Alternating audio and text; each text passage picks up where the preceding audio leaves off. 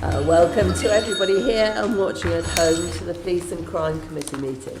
Today we'll be holding a discussion with a number of guests on violence against women and girls, but first I will cover some housekeeping issues and formal items of business. We're not expecting a fire alarm this morning, but if there is one, please follow the direction of our staff members and please make sure that all your electronic devices are switched to the silent mode. Can I ask our clerk, please, Lauren Harvey, if any apologies have been received? Thank you, Deputy Chairman. Apologies have been received from the Chairman, Assembly Member Bailey, for whom Assembly Member Bolton will be attending as a substitute, Assembly Member Duval, for whom Assembly Member Clark is substituting, and Assembly Member Rodriguez, for whom Assembly Member Garrett is substituting. Thank you, Lauren. Can I ask the committee to note the recommendations set out at item 2 and ask if members have any other interest to declare? Noted. Thank you. Can I ask the committee to confirm the meetings of the minutes, beg your pardon, of the meetings held on the 30th of September and the 7th of October 2021 to be signed by me as a correct record? Confirmed. Thank you. Can we note the ongoing and closed actions arising from previous meetings of the committee and the additional correspondence? Noted. Thank you. And now we move on to our main item of business and our discussion on violence against women and girls. Now we're going to cover 4 main areas this morning: protecting women and girls in London, our victims getting the support they need, working with offenders, men and boys, and then finally, next steps, what more is needed to better prevent violence against women and girls. So, welcome all of you today. I'm going to moderate the discussion, but each topic will be introduced by one of my fellow Police and Crime Committee members. Guests will then be invited to join the discussion on each particular subject. So please indicate clearly if you wish to speak. Talk into the microphone. I'm hoping you can hear me better now. I think when we go into those 4 sessions, the person in charge will stand up. Introduce yourself and the organisations you're representing, please, just so everybody knows where you're coming from. We'll also encourage you to wear a mask when you're not speaking, unless you're exempt. And we're aiming for this session to last approximately 2 hours. It will certainly not go on later than 12:30. And I understand a couple of you may need to leave before we finish. If you do, please just do so. We know that you're doing that. Now, our first topic is protecting women and girls in London. So I'm going to start that myself. So the question is, how good an understanding is there of the scale and type of violence against women and girls that takes place in London? Are these crimes receiving the right focus?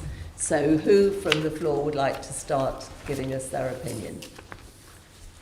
This lady here, if you say your name and where you're coming from. Of course, I'll take my mask off while I'm speaking, please, just fine. for clarity. Yeah. So I'm Rachel Nicholas, and I am from Victim Support, so representing Victim Support today. I think one of the things that the service that we run at Victim Support, which is the London Victim and Witness Service, which incorporates a domestic abuse service across the whole of London. I would say that we have seen that domestic abuse has increased year on year. And within the first 6 months of this year, we've seen a 72% increase since the same period of time last year, which is an incredible amount of increase. You know, we have had an increase in funding, but not to the same percentage, if you see what I mean. I think what we're also seeing is the crimes that are being reflected upon by our client group are of a much violent nature, so lots of allegations of rape and serious harm crimes, including the use of weapons. And this is being compounded by kind of intersectional issues particularly in relation to mental health, and then the lack of response from the public sector in terms of being able to deal with that demand that is happening across the capital.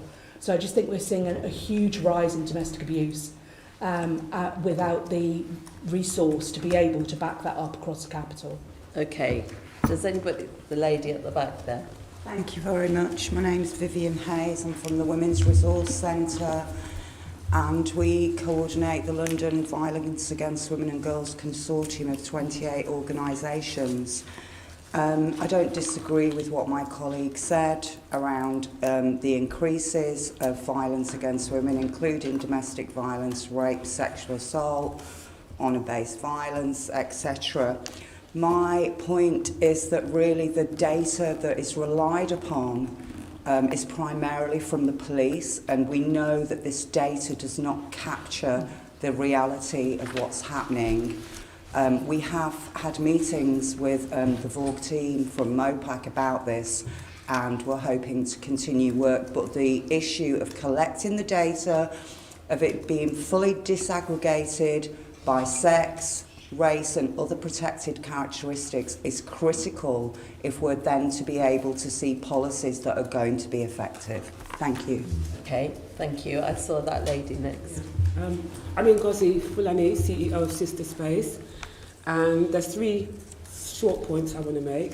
First one is we need to deal with racism within the violence against women and girls sector and the police. We are ignoring the fact that black women are either ignored or not given the same attention as perhaps white and other women. We need to face that to do something about it.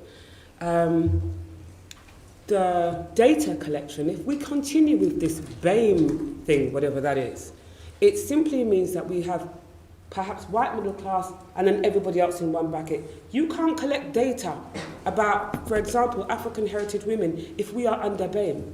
So that needs to be discussed as well. And I think there's a lot of nodding in the room, so yes, thank you. And my third point actually escapes me, so if you will allow me a moment, I'll come back to it. I've seen a lot of nodding. If you agree nodding's good, if you've got a different point, then please come up with it. I completely agree with... Can you say who you are? Sorry, No, that's I'm fine. Judith Benjokos, Interim CEO at Solace. I completely agree with my colleague Ngozi from Sister Space. I also, to add to that, I think there needs to be a firewall between public services and the Home Office in terms of reporting. So when women with insecure status, for instance, are reporting, they don't feel, there's no fear that they're going to be of deportation when they do report. So I think that's one thing. And as a more general thing, I mean, across Solace, we've seen a huge increase in calls to our advice lines. Not all these calls we're able to pick up, and for me advice lines are a valuable resource. It could be that first time that woman gets to make that call, and if we haven't got the resources to pick them up, then it makes a big difference. I'd also agree with other things that have been mentioned around the higher needs of women. So women are coming through our services and they've got multiple disadvantages, so it's high mental health needs, there's not enough counselling services for women out there, and not just the women but also the children. And I think we almost sometimes forget that children are victims of domestic abuse as well, and they also need that support, and they also need that after support, they need that counselling. So once they're out of the domestic abuse situation, it's the work that goes into the prevention around that as well. So I think if I look at our staff team as well, I mean, we have to move from a risk-led model. At the moment, we work very much on risk, and I think we have to move to a needs-led model, because risk-led models tend to be, okay, they've scored 15 on a risk assessment, for instance, or 14. That means we can support them, and actually, it's not about the risk, it's about the needs of that woman that we need to look at, and to prevent her from going back into a domestic abuse relationship. Because what we find is that we can only work with women up to about 12 weeks because there isn't the capacity for the staffing. So we have to sign women off after 12 weeks, and then 3 months later they're coming back into the service because we haven't actually been able to do enough work with them and look at their actual needs. So it's about longer term support and not just focusing on the risk level. Okay, that's interesting. Has somebody, I've seen that lady there. Have you got something different to say? Yes, and I'll add a little to what Judy has said. My name is Nikki Scordi. I'm the CEO of Advance, and we deliver services to women across London as well as nationally. I think the point that was picked up around additional health and mental health needs and other needs, women who experience violence and abuse, often particularly domestic abuse, experience it over a long period of time. The average is about 3 years. And we tend to look at it as a criminal justice response and also a safety and risk issue, which Judith made the point there. In fact, it affects every aspect of their life, and we do not take a holistic approach to that. We don't look at their needs around their family, their mental health, absolutely, any challenges they have with finances, with housing, and so on. And we tend to say that there is a small percentage of women that have multiple and high-level needs, but that is not our experience. Our experience is that every woman survivor has multiple needs, and we have sections in groups of women, particularly, for example, the ones in the criminal justice as perhaps have committed crime, who have high levels of domestic abuse too. And the Mayor's office has done a great job of supporting programs that are holistic, that are longer term, that are based in the community, provides women spaces and activities that wrap around the woman. We do not take that approach for women who identify as survivors for domestic abuse or sexual violence and other types of form. And the funding for that and the approaches and our responses are very short term. They're crisis-led. So a third of the women that are referred back to our services or other services are repeats. So we are putting women again through the same process again and again and letting them fall into more and more violent and abusive situations because we are not responding in the appropriate way first time, right? Okay, and of course that has a knock-on effect on their children in particular if it I goes remember. through. Can I, with the next person I call, can you also try and think of what the Mayor could start to do to help to protect? But I've seen one of our officers, perhaps you'd like to respond to somebody. Well, thank you. I'm conscious that you said you Yeah, remembered can I just, this point. I because I wondered remember the Chair quick if- points, it might be useful. We've only got a certain amount of time per section. It goes directly to what you asked about things missing. I think spirituality in the African and Caribbean heritage community, that's something that we find a lot, and it's not on a list of domestic abuse, it's not recognised. So that's, and also you're from the inside looking out, and I think we need more from the outside looking in. And I think Valerie's law, which probably will come up later, is a solution. Okay, thank you. Thank you, Chair. I just very supportive of the comments made by participants so far and grateful for the opportunity to come and listen today. There are a couple of things I'd want to say from a policing perspective. Absolutely recognise that there are many barriers as to why women and girls may not come forward and report violence against women and girls, and our understanding of our data. And there is work underway for us to better record ethnicity and all other protected characteristics to help us better understand what's going on. To the point about the potential for a firewall, I think the issue runs very, very deeply, and I think incredibly important that we also consider the fact that many women who, and particularly migrant women, will have no recourse to public funds, and therefore there will be additional barriers to them reporting violence against women and girls and coming forward. I think I would commend to the committee there have been a number of pieces of really valuable independent academic research that have been undertaken during the pandemic to understand the disparity between what's being reported to the many brilliant charities and support sector organisations who support victims and what comes forward to police, and some really useful research about the nature of that abuse, and particularly the potential correlation between the retraction of support services and greater requirements of reporting. And I think one of the speakers already mentioned, issues and challenges around mental ill health and other challenges faced by victims. And I think really important we do understand, one, the barriers to reporting, but also what might lead to increased abuse, and particularly the barriers for people coming forward to policing, because we clearly, we want to understand more. We recognise that policing has a huge job to do in terms of improving our response, improving justice outcomes, but also working effectively with partners so that we can all best understand what we can do, because this isn't something we can prosecute our way out of. It's part of the solution, but it's not the whole solution. No, we all have to work together. I've seen that lady and then I've seen this lady. Actually, I think Pragna had a hand up first, so is that okay if she goes and then I go? No, one of you, and then I'll take a different table. Just. Would you like to go? But you're all going to get a chance. But we need to Go. Yeah. I want to address the question of what do we know about violence against women and girls in London or in this area, and the issue of underreporting. I think the issue is what we know, but what we don't know is the scale of underreporting that's going on. That links to the question of the barriers. I know that for a lot of different groups of women, for migrant women, which has already been discussed, there are considerable more barriers as there are for, say, disabled women and others. So the issue of underreporting needs to be really addressed properly. The other question, the other thing that we are seeing in our organisation, Southall Black Sisters and Police Response, is the creeping in of gender neutrality in looking at how to assess and identify domestic abuse. We all know that domestic abuse largely impacts on women and girls. What happens when there are counter-allegations that are made by perpetrators when the police are called to a domestic violence incident is that there is no proper investigation of contextualization of a complaint made by a woman, and instead a counter-allegation is often accepted. And on the basis of the counter-allegation, both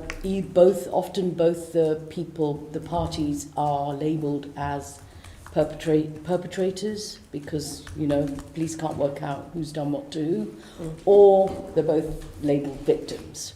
Now, when perpetrators are labelled victims, and usually that happens because there isn't proper scrutiny brought to bear on an incident in terms of contextualising in a context of a wider coercive and controlling dynamic, what happens is that the data gets skewed.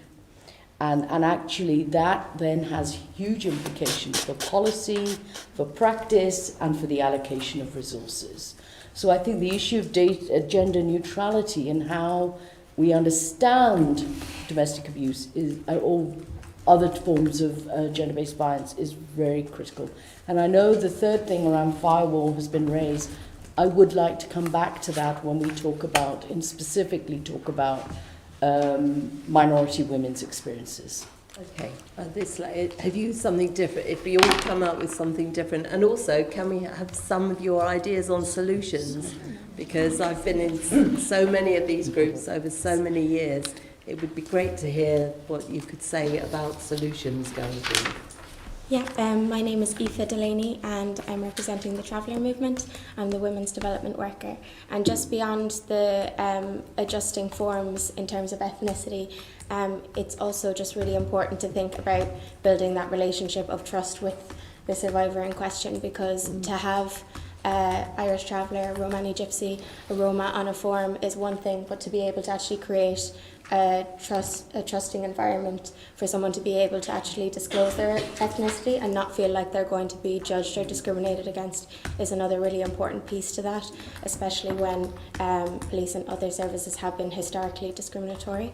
And then just a second thing is to, when we're thinking of survivors with children, to think of them as the protective parent who is doing their best to keep their children safe for the most part, even if they are in a situation of domestic abuse. So to kind of see it in a full picture where removing the children from the home or from their mother is not necessarily the best way forward to keep their children safe. So having that holistic perspective of keeping mother and child together.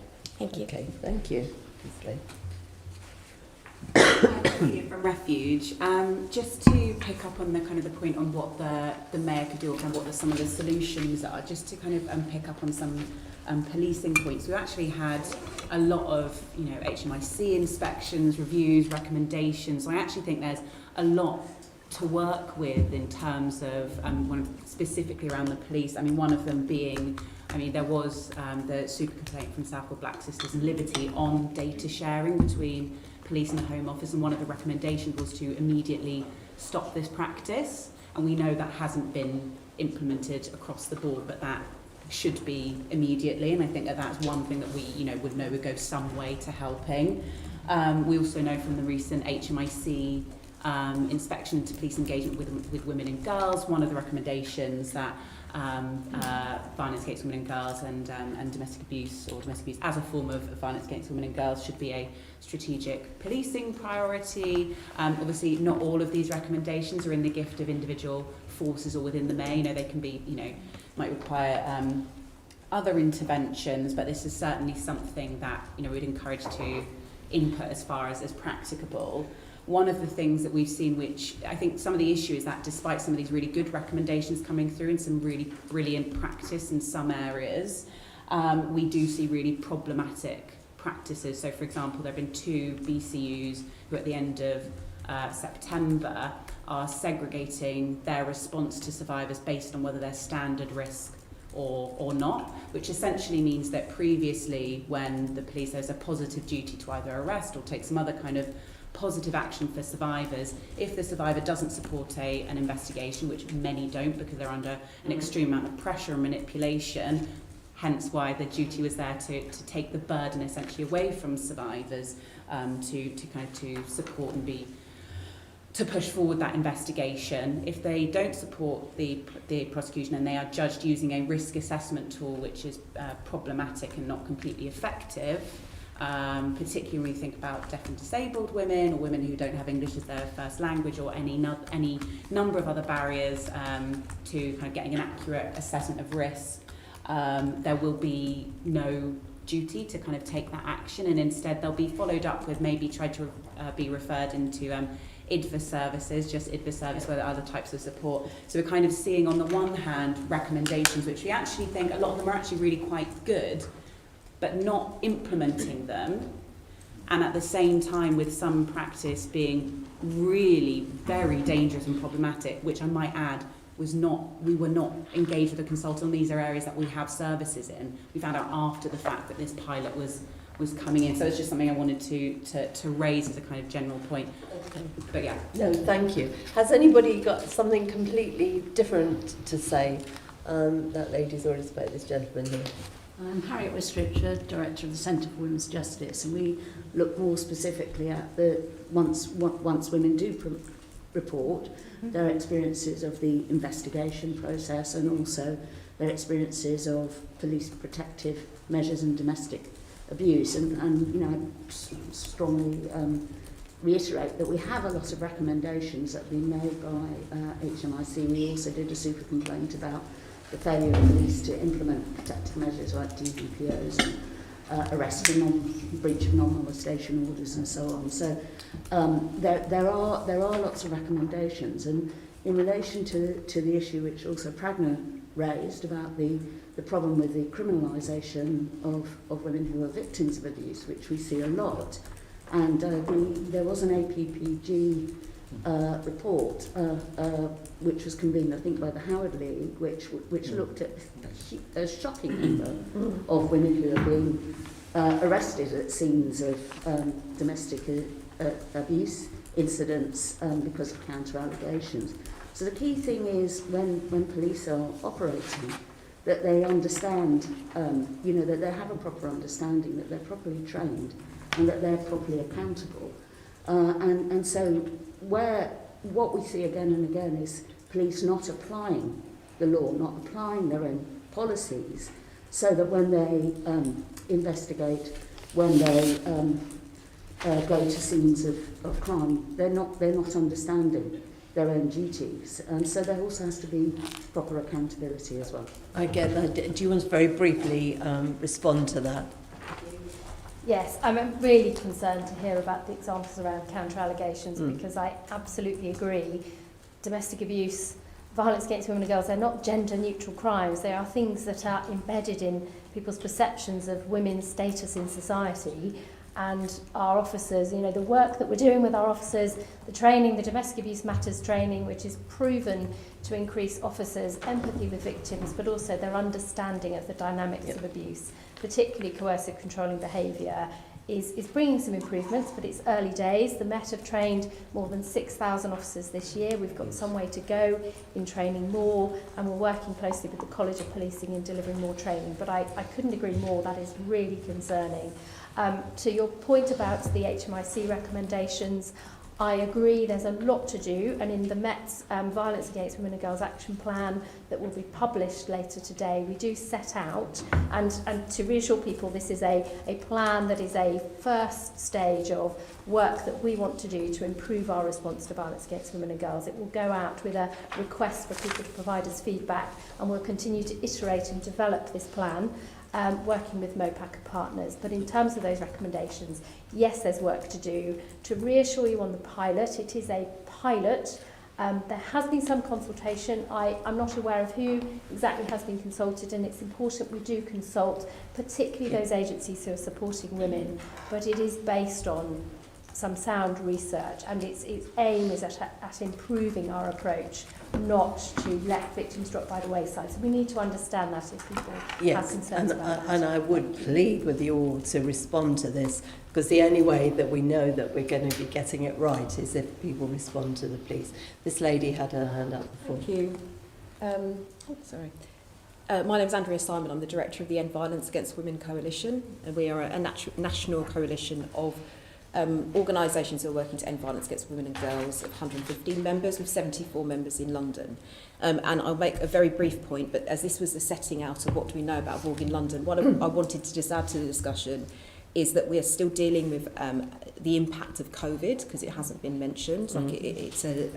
It arrived in society and exacerbated a huge number of inequalities, a lot of gender inequality, racial inequality, and specialist VOG services are still dealing with the increase in the severity of the caseload that they're dealing with, the severity of abuse, more complex and high-risk cases. And we expect that demand to continue to be high, not to just end with the ending of lockdowns, etc., but over a number of years. There will be a continued fallout. There will be a huge number of late disclosures, particularly in relation to things like sexual violence, where it does take some time before survivors often talk about their experiences. So just to put here that this continues to be a pressure and a context for the delivery of services, and also for policing. Yes. It hasn't ended. No, and actually all of us that have been involved in domestic violence have known about it for years. When lockdown came, many of us, the one thing that we had in, I'm sure I can speak for most of you, if not all of you, the one thing all of us thought was, oh my goodness, what is this going to do for DV? Because over the years, you get to know when a situation is going to be incubated, and my goodness, wasn't that? We've just got a couple of minutes left. The lady at the back there has had her hand up. Very, very briefly, if you will. Just very briefly, my name is Isabel from Women's Aid. I just wanted to acknowledge the reference to domestic abuse matters training, which I think as a solution is, or at least part of the solution, is really important in terms of delivering that culture change that we really need to see within the police.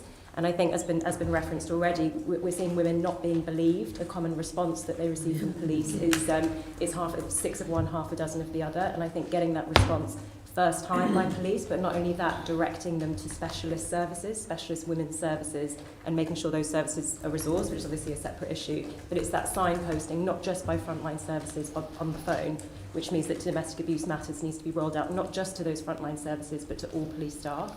So that would be a key recommendation from Women's Aid. Okay, this is coming to the end of this particular section. There are 3 more sections. I'm not taking any more on this. I can say to you, I've worked with the police for more years than I'd care to admit to, and things are getting better. And there's certainly dedicated officers that you will all know that have put their heart and soul into this over many years, but I do think it is spreading out more. And I'm glad you're here, ladies, to hear what's being said. The next discussion line is, and so we want to hear from all of you, is to support from victims, and this is going to be taken over by Assembly Member Pigeon. So I'll hand over to you. Lovely. Thank you very much, Deputy Chair. And it's lovely to see so many of you here today to share with us your thoughts on these areas to help shape our work. Now, looking at the support for victims, we know that the Mayor in 2019 allocated £15 million to a VOG fund aimed at supporting women and girls who are the survivors of violence in London. We also know from a recent report MOPAC has secured £4.3 million from the Ministry of Justice to increase capacity of critical services supporting victims of domestic abuse and sexual violence. But what I want to understand from you is, are victims of VOG getting the support they need? And in particular, are particular communities, whether it's women from minority ethnic communities, just women who are disabled, who are gay, are they getting the support they need? And is there a lot more that needs to be done within this? So I open that up to you. I'm going to try and start with people who haven't spoken. I'm going to try and bring in as many as I can. If there's anyone who hasn't spoken yet, let's go to this lady here. And if you'd like to introduce yourself. Hiya, so I'm Donna Covey. I'm Chief Executive at AVA Against Violence and Abuse, but I've also lived as a woman in London for 40 years, so I bring quite a lot of personal experience to this discussion. And the point I wanted to make before the debate goes on much further is about, I always worry with these debates that we act as if this is a crime that is inevitable. And it's not. There's so much of it because we still have a society that acts like it doesn't really matter and it's just women. And the agenda for today has 15 minutes of prevention, but half an hour for everything else. And to me, that speaks to the problem that if we only talk about, well, this is a problem, what are we going to do to women who've already been victims, rather than say, how do we deal with a society that is so deeply misogynistic and where the trust that women have in the courts and in the police is so poor, that men know women won't report. Until we start to deal with that and start saying what messaging do we have in the world and in London that says actually in London you can't get away with it. We've seen, one of the things about having a directly elected mayor, I think, is they have a huge amount of soft power, they have a huge amount of influence. And the mayor is has been elected by the biggest mandate of any directed politician in Europe, and that's great. And what I see in London that's brilliant is I see lots of stuff in London telling me that how important it is, and it is, that we respect each other's sexuality and each other's identity.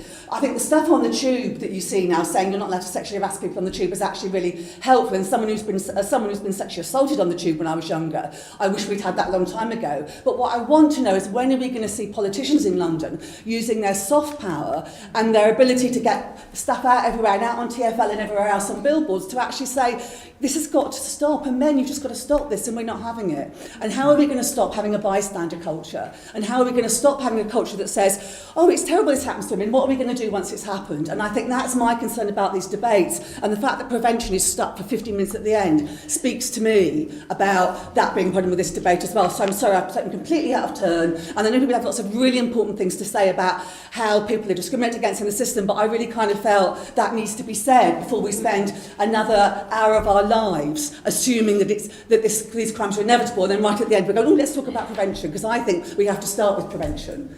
I hear what you're saying. We've got the agenda today. We are going to be looking at prevention. It's something that we talk about a lot and talk to groups about. But thank you, really very powerful point. Anyone else who hasn't spoken yet who wants to speak? I'll take the lady there. I'm trying to tick people off, trying to make sure we include everyone. So please, Thank you. I'm Verona from Safe Lives.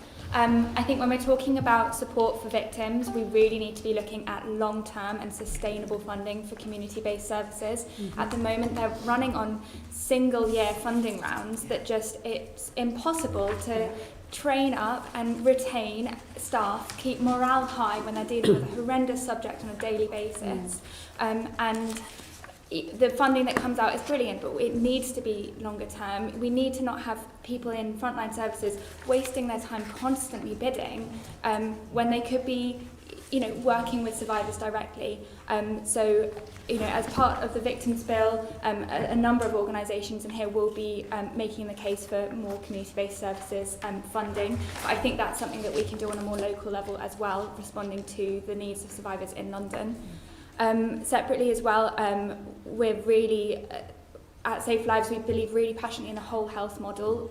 So many of the routes to support that victims can access are criminal justice based, and instead 1 in 5 victims calls the police. There are huge barriers that we've already spoken about, but every single day victims and survivors are walking into GP surgeries, A&E, mental health services. They need to know that they can get a really strong, appropriate response from their healthcare professionals. We did a survey as part of a Whole Health London project that was funded by the City Bridge Trust, and we heard that one person turned up at A&E after an incident of physical abuse and was told, oh no, we only do bones here, we don't do that relationship mental health stuff.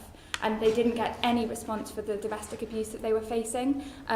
So we absolutely need to co-locate domestic abuse specialist workers in health settings. We need to improve those links to frontline specialist services so that healthcare professionals feel empowered to ask, empowered to respond, and know that the patient that they've sort of asked to disclose that has route to support that is appropriate for them, and that includes crucially by and for services, because non-criminal justice based routes are especially vital for those from marginalised backgrounds who do, as we say, face extra barriers through a criminal justice route. Okay, thank you. I'm going to take Lucy. You put your hand up. Thank you. Lucy Hayton from the Women and Girls Network.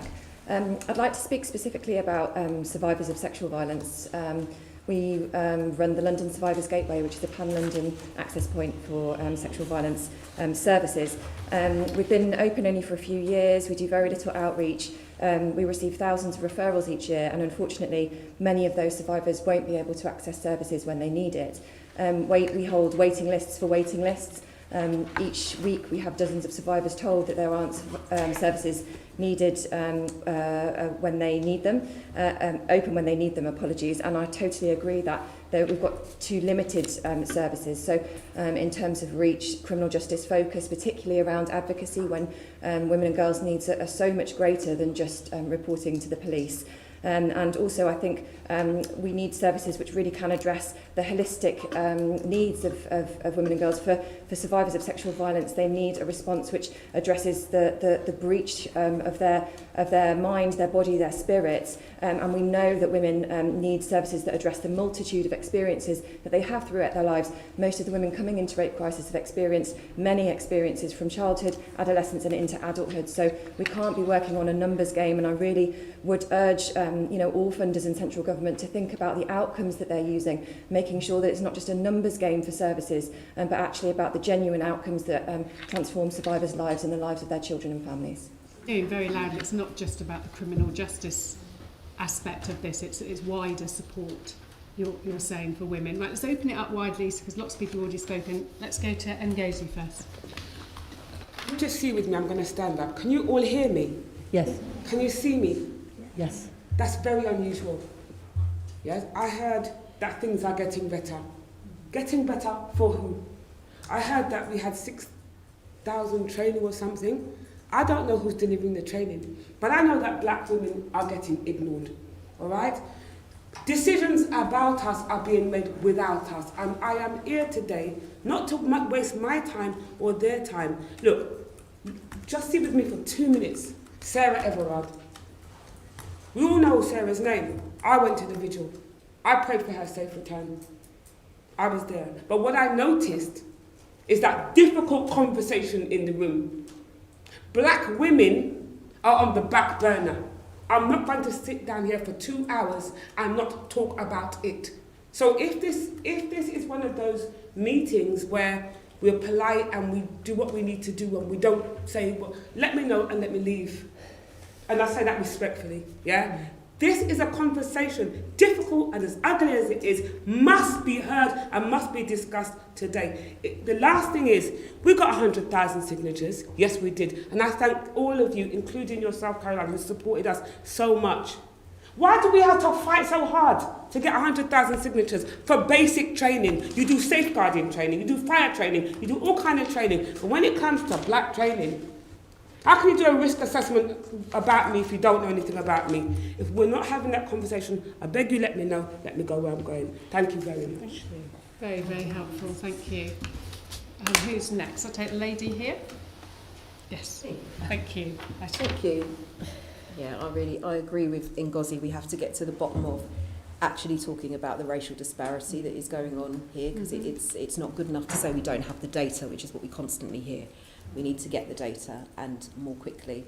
But I've got a couple of points about support. So broadly speaking, no. You talked about the 15 million VORG fund. I want to say something positive about that, because when working with the VORG board and MOPAC, so I sit on the VORG board, I also sit on the Violence Reduction Unit Partnership group as well. There was a lot more consultation around the framing of that fund and then how it was going to sort of be to go out. And I think that is the kind of commissioning work that you do need to model. So that's just a positive for how that's worked. But it's not enough, as Lucy said.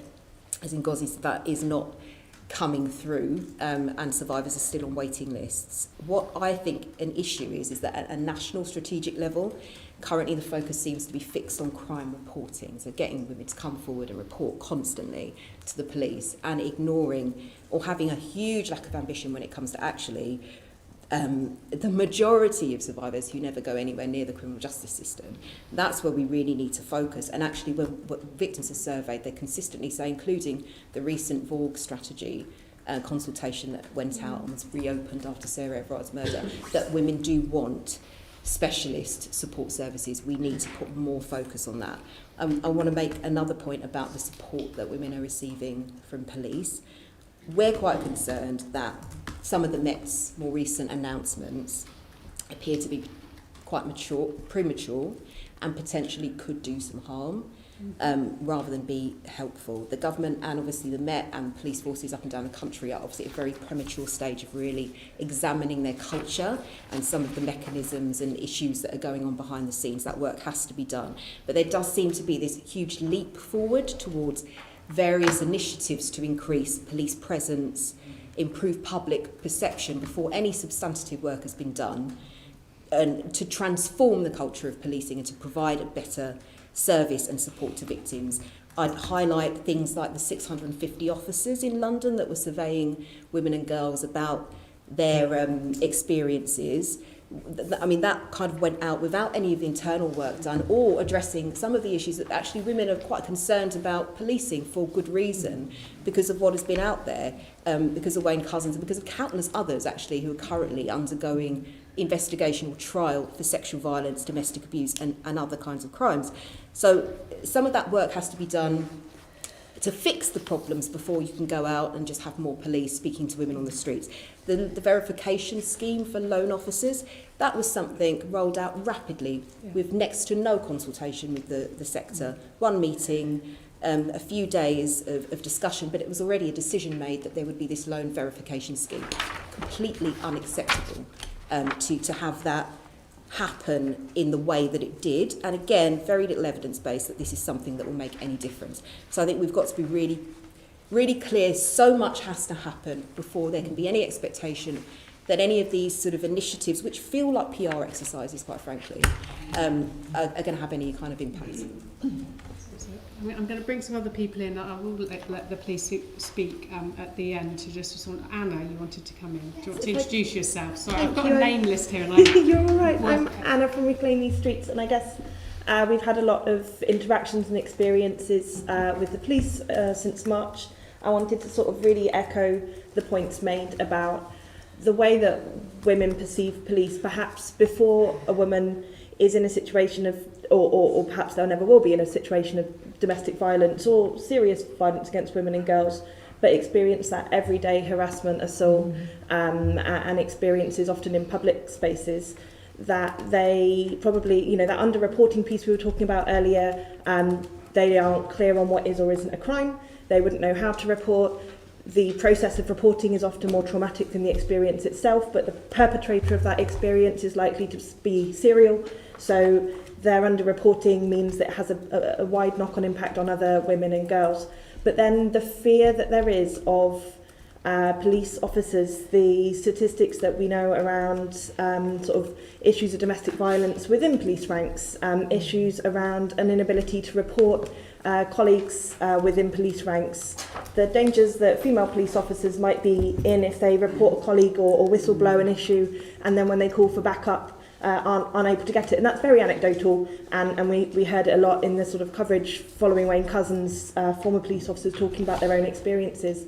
But what hasn't happened is that hasn't been addressed, and it isn't addressed through more police officers on the street, certainly not plainclothes police officers, and certainly not putting any onus on women to hold the police to account on a daily basis until those proper robust measures are in place internally within police forces and all parts of the criminal justice system, that we can trust every individual member of staff we come into contact with. That trust dynamic isn't going to change, and we can't have the onus to change that dynamic sit with women, girls or the Vogue sector. Thank you, very, very helpful. Right, I'm just sitting, I've seen someone's hand up, Sally, is it, who hasn't spoken yet. Let's go. So Sally Field, I'm the chair of Women's Trust. We are a counselling and support service for women victims of domestic violence and abuse. The point I would like to make, which is for the Mayor of London, is that they have a wide reach across the whole of London. And what we find is that many of the commissioning services are very borough-based, and so you will have whole areas in London where a service like ours just isn't available.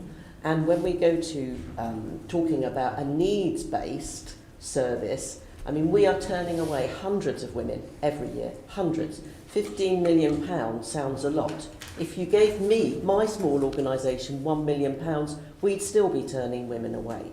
So we really have to look at how much the need is and then work out how much the money is going to be. You know, it's not starting with there's this little pot, what can you do with it? And specifically, I mean, I reiterate the points about long-term funding.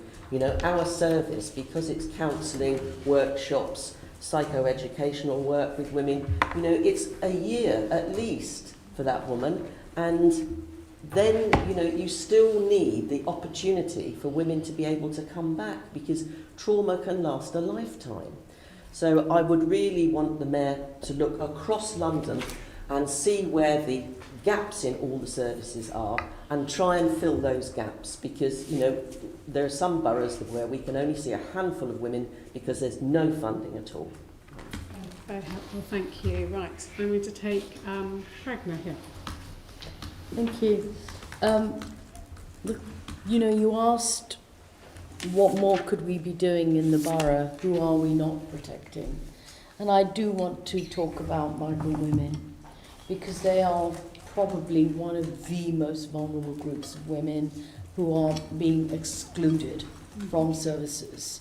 And what I particularly am interested in is how we're going to help migrant women be included in this conversation, in the measures that are being that are going to be thought through, hopefully, policies, because at the moment they are excluded completely. The law excludes them, policies exclude them, national approach to immigration excludes them. And I do want to say that I think the challenge for London is, how do you buck the trend? How do you buck a policy that is hostile to immigration and immigrants?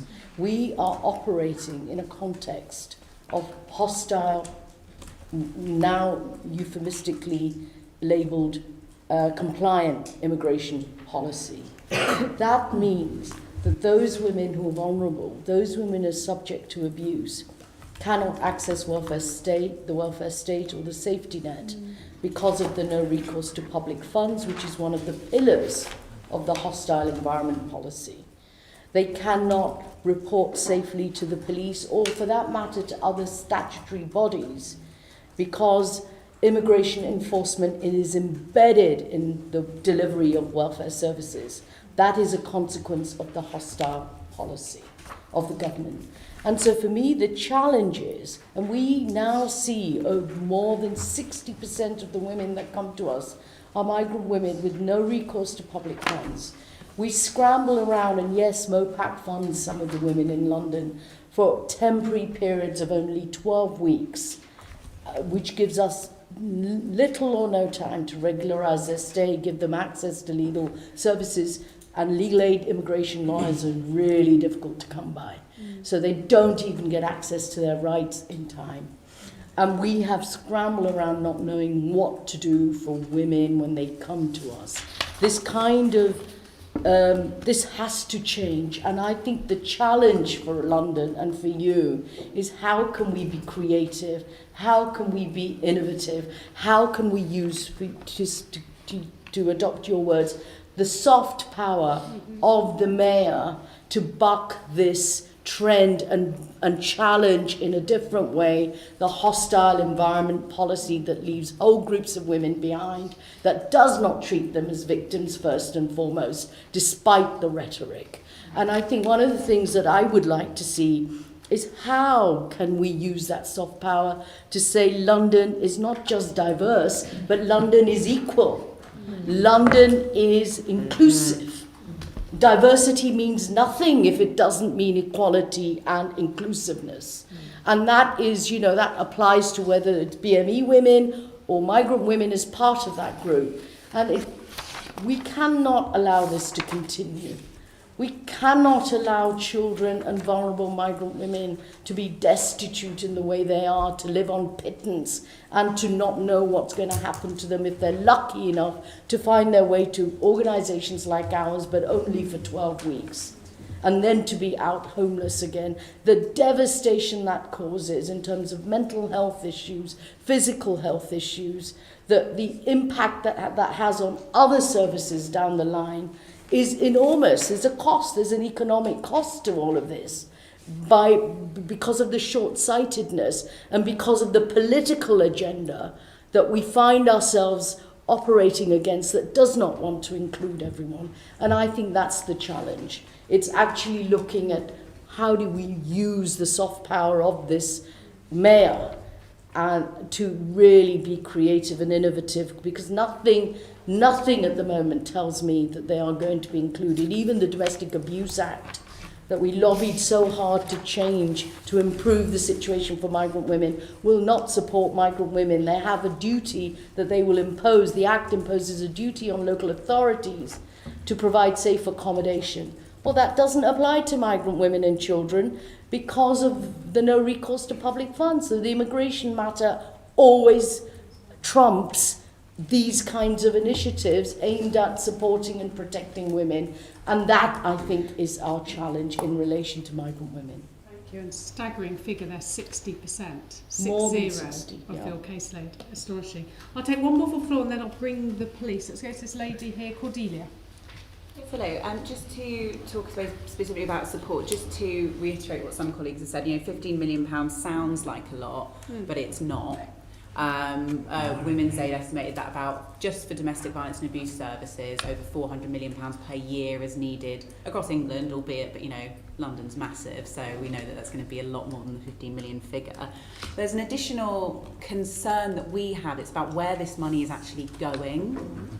And we're really concerned about, commissioning practices which are preferable to and are resulting in contracts being awarded to non-gendered, non-specialists. That's not true. Well, I'll let you come back in a minute. In our experience, we're certainly seeing services being awarded to providers that aren't specialist domestic abuse service providers, and that are certainly not necessarily buy-in for services like the services that are even more chronically underfunded. And that's a huge issue, and that is the reality of what we're seeing. I also wanted to touch on the interaction between the Part 4 duty and the Domestic Abuse Act for domestic abuse safe accommodation, and just say we've been working very collaboratively with the Mayor's office on how to feed into needs assessments, how to make sure that they are result in what's needed, which is an increase in specialist refuge bed accommodation, but also to pick up on Verona's point around specialist community-based services, making sure that that is also embedded in the strategies and that there's a holistic approach to survivors. But I know you wanted to... Okay, so I'm going to bring in now Will, who is from the Mayor's Office of Police and Crime, who deals with commissioning. That's right. I'm the commissioner of that 50 million, actually 60 million over the last term, because we get some money from the Home Office too.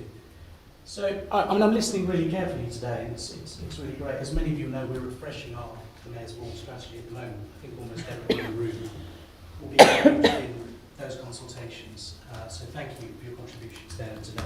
I just want to talk about commissioning a little bit. I think the feature of the Mayor's Ball was very much that it is buying for organisations, and I must confess I don't recognise what you're saying. Actually, I think with that money, and I think lots of colleagues in the room would agree, it's very much about buying for. It's very much about dealing with some of the issues Ngozi was raising earlier, about specialist services, buying for. I'm really proud of the work we've done with grassroots organisations. I think this is absolutely crucial. We've got to grow this sector. There isn't an enormous sort of stock of ISVAs and IDVAs, to give this support. Because of multi-year funding issues, absolutely. So we're trying to grow this, and we're growing it all together. And I'm really grateful for people in the room. But I just wanted to sort of set the record straight there that that's really not the case in London. It's not been the case for the Mayor's Fund. But any ideas for future commissioning? We'd love to have a new Mayor's Fund, and we hope we're successful. So this is already helpful conversations there, just want to say. Lovely, thank you. Now, see, Nikki had been indicating, and then I'm going to bring the police. Let me just bring Nikki in on this point. Thank you. I acknowledge what Will says in terms of, as Andrea earlier said, that the commissioning for the Vogue Fund was very positively engaged the wider section and really focused on specialist services as far as possible.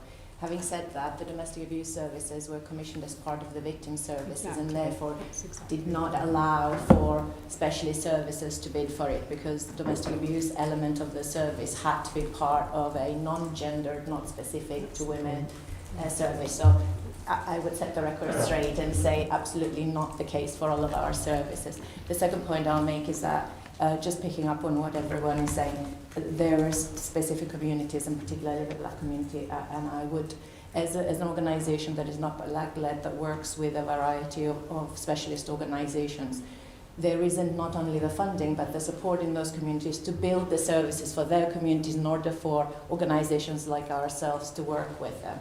And so we're starting at such a low base. This is not even about giving a little bit of funding. It is about giving people, building capacity from the ground up. And so I would echo that very much, being the point. The third point, and I know I'm taking time, is there are great solutions, but they are incredibly patchwork, and they do not, we talk about what can we do, but we all know what to do. There's more evidence that we know what to do with. There was, if I take domestic abuse, there was a domestic abuse review by the Mayor's office that was done a few months ago, which has yet to be published, so we'll be looking forward to that. But it is pretty clear that prosecutions, if we take, for example, are dropping fast. We've all known they're dropping fast. We have a project that has been part of the funding of the Mayor's office with a local authority in West London that has demonstrated that when there's specialist support within the police, when there's specialist support with the CPS, and when there's criminal justice emphasis in specialist courts, the prosecutions go through the roof and actually women stay through the course. But we have not done anything with that. We have not expanded it beyond that one borough. So the specific organisations that were involved managed to get a bit of funding to take it to 2 more boroughs. But I will say that if you speak to the DA's office and the Mayor's office, we know what needs to happen, but it takes a lot of funding to roll something like that out.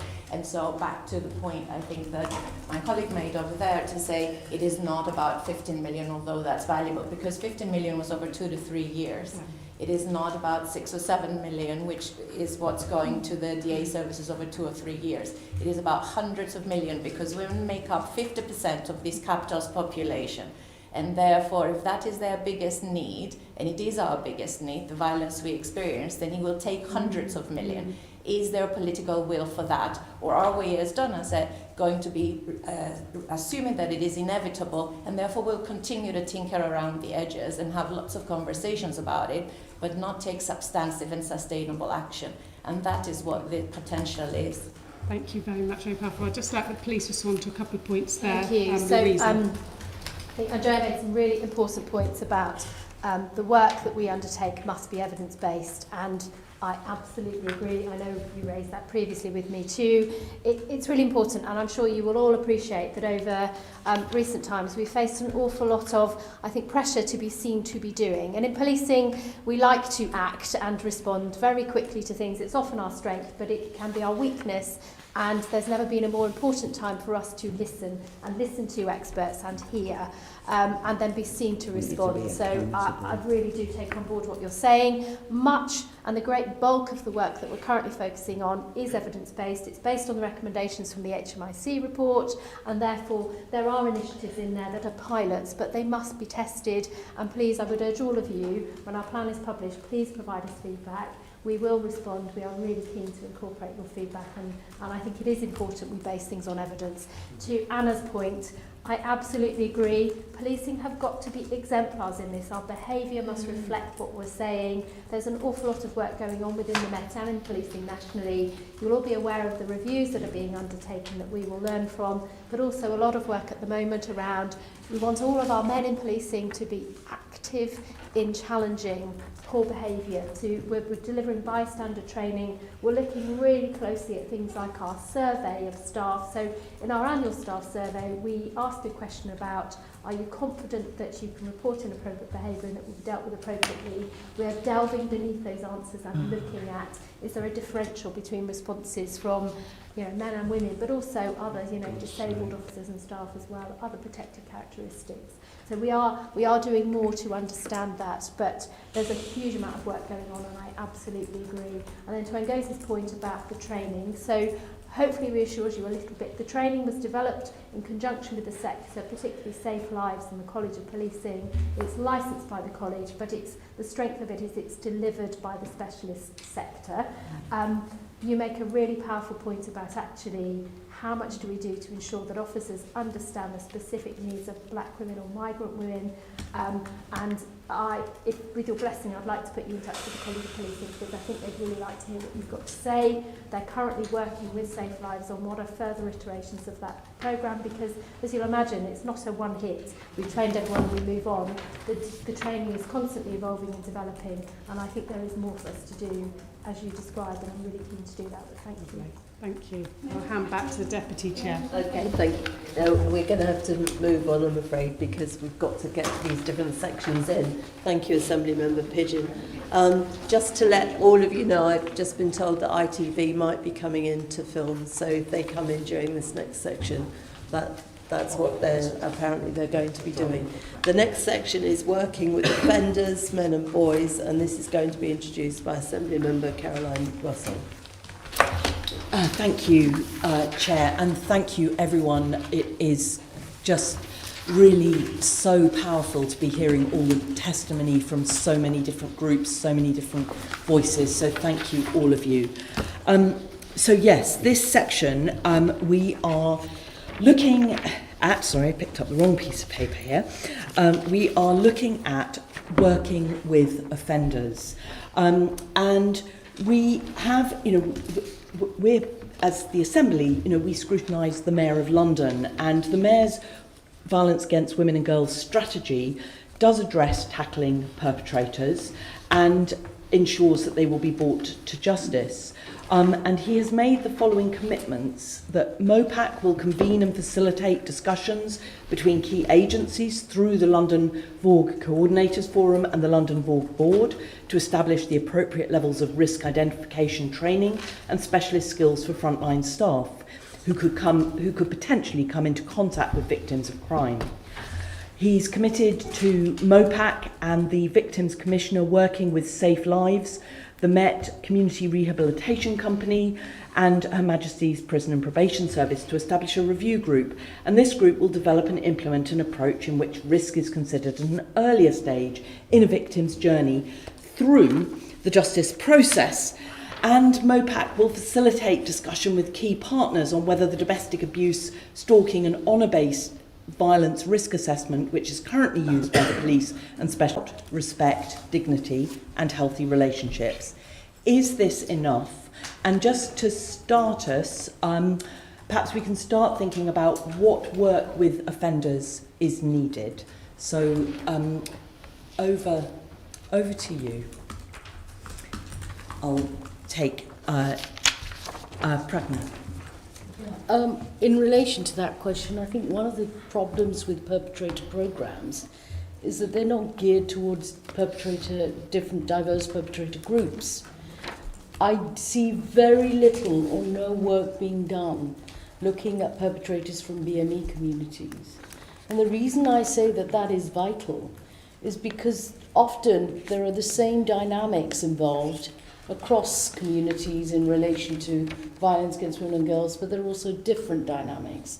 There are also other dimensions.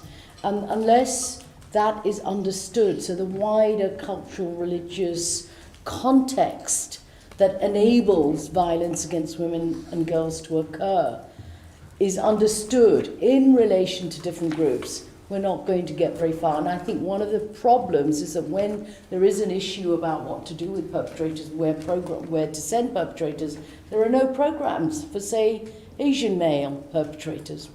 And particularly, I say that particularly because violence against women and girls, say, in Asian communities is often experienced within the context of extended family structures. So it's not just one, but multiple perpetrators that we're talking about. They're not necessarily men, but also women, like mother-in-laws, sister-in-laws.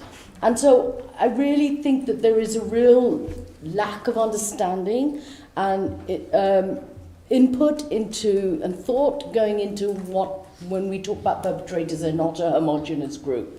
And actually, if you're going to change behaviour, you also have to challenge the value system.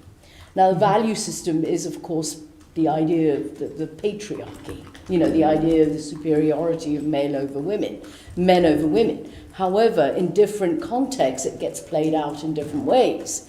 And unless you challenge those value systems, you can't challenge behaviour.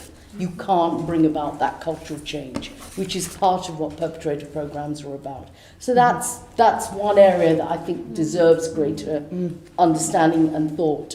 And the other thing I do want to say, and that's in relation to your question about is relationship and sex education in schools enough. I think it's critical. It goes to the prevention issue that Donna's talking about. But my concern is that there are countervailing forces trying to stop relationship and sex education classes from taking place in primary schools. I give you an example of what's happening in Tower Hamlets right now, where Muslim parents have decided that it is not part of their religious culture to expose their children to relationship and sex education, and are protesting outside primary schools to prevent relationship and sex education from taking place. And that follows those protests in Birmingham and elsewhere that we saw pre-COVID. Yeah? Now, the problem there, the fear I have, is that head teachers capitulate to the kind of intimidation and often threats that are mounted by those who have an ideological perspective, in this case quite regressive and quite patriarchal perspective, which does not want to see their children have access to the information that will make them feel safe and will help them understand what is abuse, including online abuse and so on. How are we going to deal with this? Because my fear is that what will happen is people fear offending so-called religious and cultural sensibilities and therefore back off rather than insist that relationship and sex education must be taught in schools. And it's left to local authorities to deal with this as best as they can. And some have been good and others haven't. And my fear is that there needs to be some kind of leadership around this. And again, I think the London Assembly is in the best place to give some leadership, to enable teachers and head teachers to do what is right, and it is right to teach RSC in schools because it is about prevention and it is about breaking that cycle of violence and abuse. Mm-hmm. Thank you. I'm seeing several hands. Yes, over there, sorry. Are you Verona? Yes, thank you. Go for it. And then I've got the two people on the next table. I completely agree. It's crucial that we work with men and boys from a really early stage. We ran a survey with men and boys, and over a quarter said that they had displayed behaviour in a relationship which they were concerned about or that they regretted after. So we're talking about huge quantities of young men and boys who they don't want to be behaving like that, but that's what they've been taught by society that is acceptable. So we need to work with them. We've recently put out a series of resources for teachers and for youth workers to work with young men and boys in challenging those behaviours, challenging those attitudes. It's absolutely crucial that we carry on doing that. When we're talking about RSE, this concern is that teachers are being asked to be specialists in a topic that isn't their specialism, do they have the training and do they have the resources to respond, for example, when a pupil discloses what they're experiencing at home or what they're experiencing in their own intimate relationships? And that's absolutely, we can't just send teachers out into the world to run these lessons without that. Similarly, talking about working with perpetrators, we're concerned that we're frequently told about children's social care, children's social workers too afraid to work with the perpetrator in a family, and instead the onus is put on them, usually the mother, to protect the children, as absolutely she's trying to do, but she's doing that in a way that she best understands the situation that she's in, and instead the perpetrator gets off scot-free, none of his behaviour is addressed.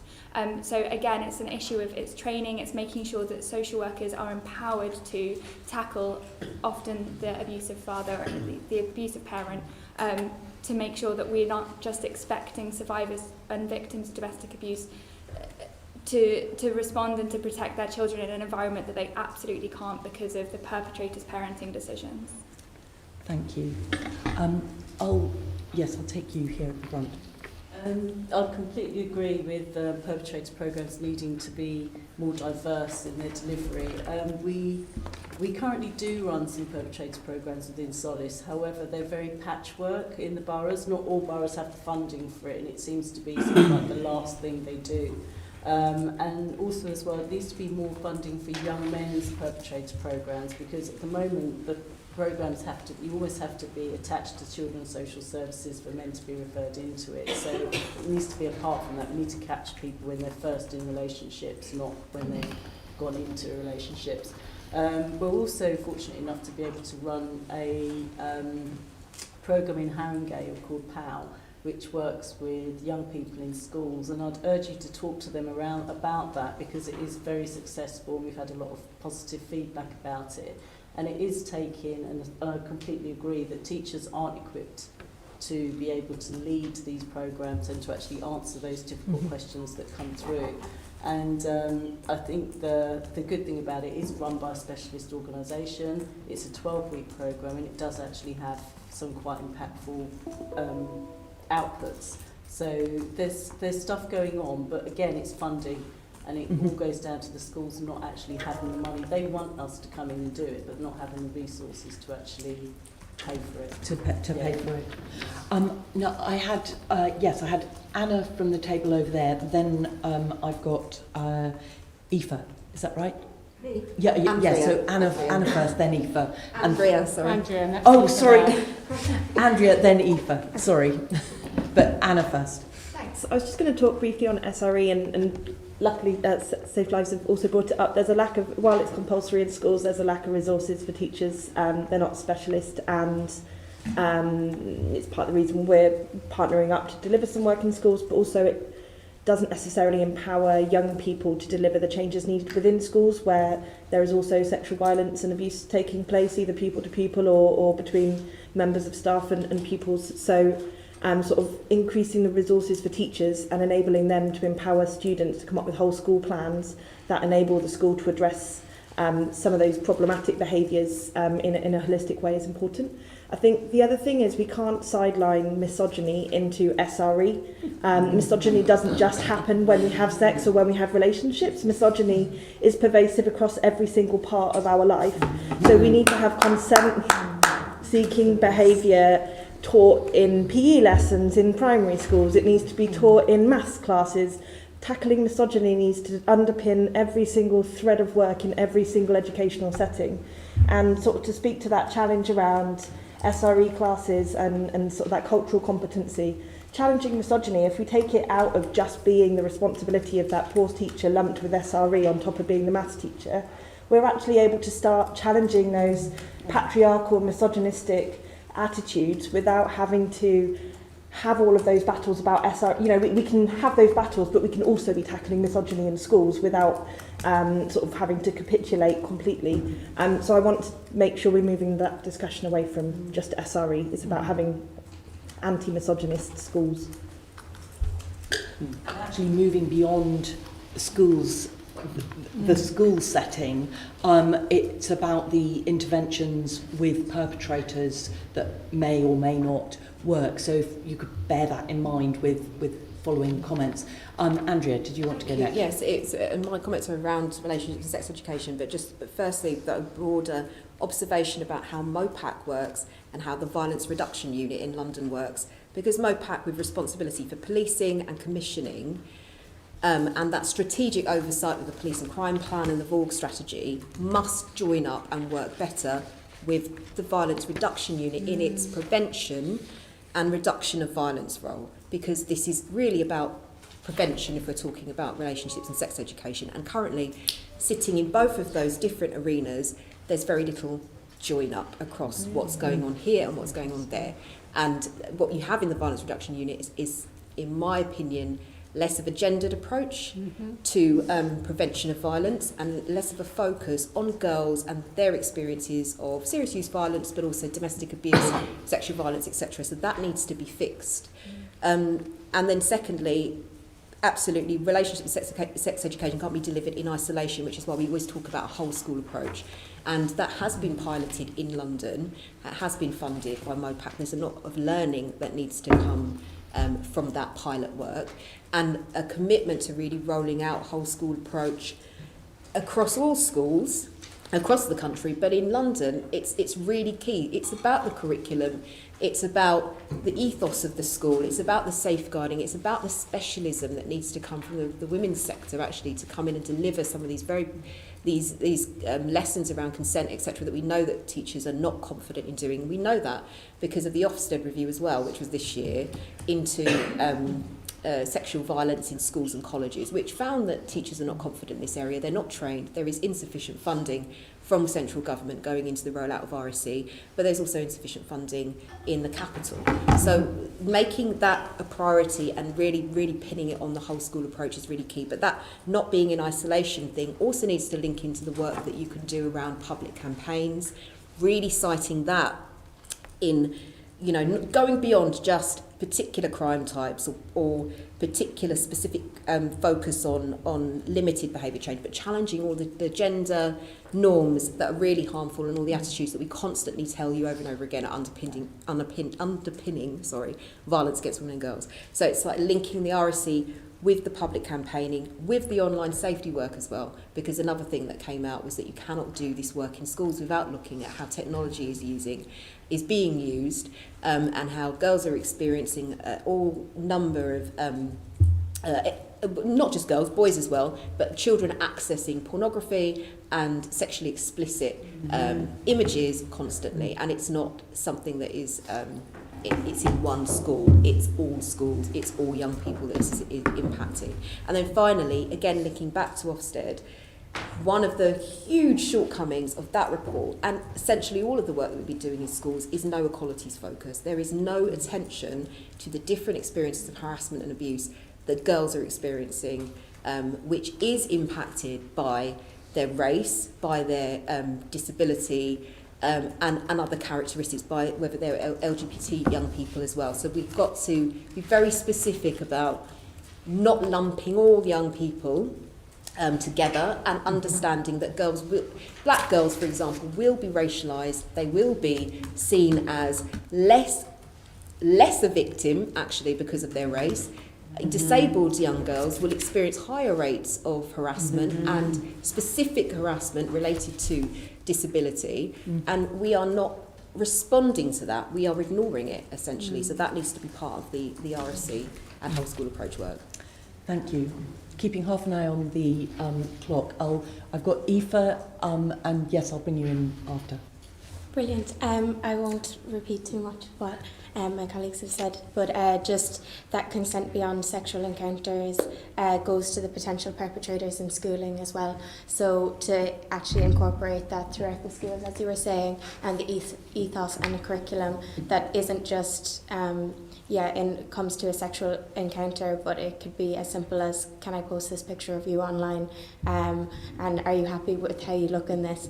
That kind of thing, just making it normalised throughout your interactions with one another and with teachers and so on. I think that as well, it also speaks to the point of how it can intersect traveller and Romani Gypsy identities as well. Shaming is something that we've come across within the community that we're going to have an actual workshop about on how shaming impacts on gender and healthy relationships at our annual conference. And so it's basically about, taking that approach of ethnicity alongside gender and seeing how we can actually bring people along. And then just very quickly, bringing parents along into the RSE classes is very important, and not to be necessarily dismissive of one's religion or culture, but to understand how to actually engage with those parents and bring them along in the process. And one way that might be a possibility is to include faith leaders to talk about healthy relationships. Thank you. Thank you. So I've got Harriet, and then I realised, Rachel, I left you out earlier, so I'm very sorry. It's kind of trying to connect a diagram here with names and actual people. But Harriet, if you go next, and then Rachel, you'll be after. Yes, thanks very much. This is a sort of going back to another point really, which is talking more generally about what can we do to stop perpetrators, and obviously just remembering that if we had an effective criminal justice system so that perpetrators knew that they would be held to account when they perpetrated, that is a kind of critical thing. And in terms of effective criminal justice, we also need to look. It's been brought up once, but I just want to make the point again, because the Met have a very serious problem in relation to police perpetrators. And we know that police perpetrators, there's been whistleblower evidence that's been brought to our attention about how police perpetrators have not been sacked from the police, Metropolitan Police perpetrators, that there are perpetrators who have committed offences, like we know with the terrible case of Wayne Couzens, but he is not the only exception, who have not been dealt with properly, and it's critical that we deal with that. We also know that regularly sexual offenders who use drugs to commit offences are doing it repeatedly again and again. This is across the country, not just in Met, and we have no effective policing to deal with that. There is a real problem. So just to bring that back, it's not to take away from the really important points about wider issues of misogyny in schooling and so on. I'll bring you in afterwards, but Rachel. Thank you. Just one of the things that I wanted to kind of highlight is that when we talk about perpetrators, we often default to domestic abuse perpetrators. And actually we're here about violence against women and girls. And so there are lots of different components to that in terms of how we actually tackle perpetrators of other types of violence against women and girls, not just domestic violence. And I think one of the other things is, and it touches on what you were saying, Harriet, is the idea that we are focusing some of our work in relation to how we teach our children, but we all work in a workplace, and our workplaces have these dynamics going on in them all the time, and our HR policies and the legislation around employment rights really restrain us from being able to take very good action against perpetrators of domestic abuse within our workplaces. And I think that is something else that, yes, we can focus on the police and where the issues are there, and they're very public, but they're very private in other organisations. So our health service and our business sector, domestic abuse and violence against women and girls is across the whole of society, and we need to be able to have robust deterrents for our perpetrators and also education systems so that we aren't enabling that through the patriarchal and misogynistic views of society. Mm-hmm. Thank you.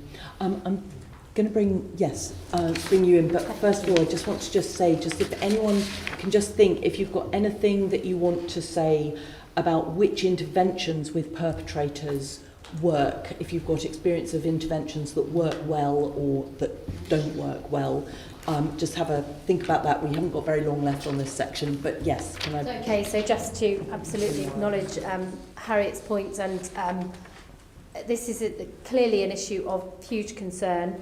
there is no place in policing for abusers, and of course, this is not something that is unique to policing, but because of the unique powers that police officers hold, it's horrific to think that a police officer would abuse that power or their position to abuse others. So there's an awful lot of work underway, as I'm sure you'll be aware. At the moment, and I absolutely appreciate when people challenge, well, why is somebody remaining in policing?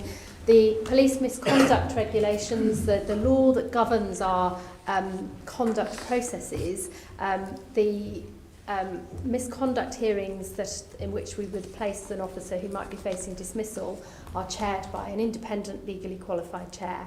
So it is not always policing that is making those decisions, but of course there's work underway.